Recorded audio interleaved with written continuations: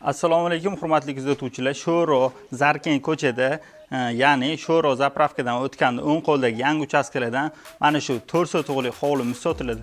Bu hovliga qo'shimcha yana bu tomonda yana 4 sotix joy bor. Bu tomon molxona ekan. Hozir mana shu 4 sotixlik hovlimizning birinchi obzorini ko'rib chiqamiz, keyin u tomonning ma'lumotlarini berib o'tamiz. Hovlimizga kirib kelaverishimiz bilan mana shunaqa uzun naves kutib oladi. Shu navesimizni tagiga bemalol 4 ta 5 ta mashina sig'dira olasiz. Mana bu yerda zeleniy zonalarni tashlab ketilgan ekan. Bu tomonda umumiy 3 ta xona, bu tomonda umumiy 4 ta xona. Общий 7 ta xonasi mavjud ekan. Bu tomonda 2 etajli qilib podvali bilan 4 ta xona qilingan ekan. Tevadagi 2 ta xonani bitasida umumiy o'zining ichida sanuzil mavjud ekan va bu tomonda bu to'g'ridagi xonamizda bitta sanuzil hamda bu tomonda burchakdagi joyda yana bitta sanuzil, umumiy ichki sanuzillar 3 ta hamda tashqi sanuzil bitta ekan. Ko'p gapirib o'tirmayman, hovlimizni hozir sizlar bilan video obzorini ko'rib chiqamiz.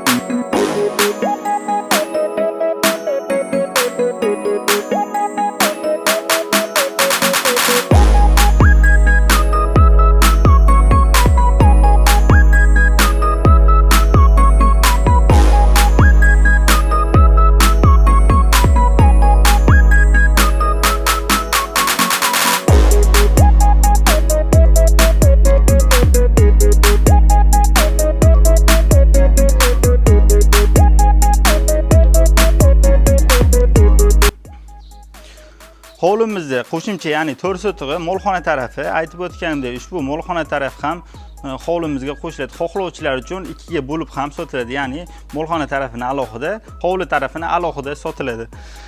Bu joyimizga umumiy 20 ta 25 ta mol boqilgan ekan. Xohlovchilar uchun xohlasa molxona qilib, bu tarafini xarid qilib yashayveradi. Xohlovchilar uchun bu tarafini 4 sotig'ini xarid qilgandan keyin buzib hovli qilib olsangiz ham bo'ladi.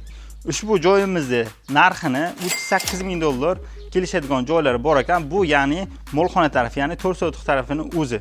Hozir hovli tarafini narxini aytib o'tamiz. Ushbu hovlimizga kommunallar keladigan bo'lsak, suv svetdan umuman muammo yo'q. Hozircha bu yerda gaz yo'q ekan. Xo'p, hujjatlariga keladigan bo'lsak, hovlimiz hujjatlari 100% joyida. Narxlarga keladigan bo'lsak, mana shu 4 sotixlik tarafi, ya'ni hovli tarafi $68,000 kelishadigan joylari ham bor ekan. Mana bu yerda egalar nomerlarini qoldiramiz. Bemalol aloqaga chiqib baraka qilishingiz mumkin. Namangan uy-joy kanallarimizdan obuna bo'lishni unutmang.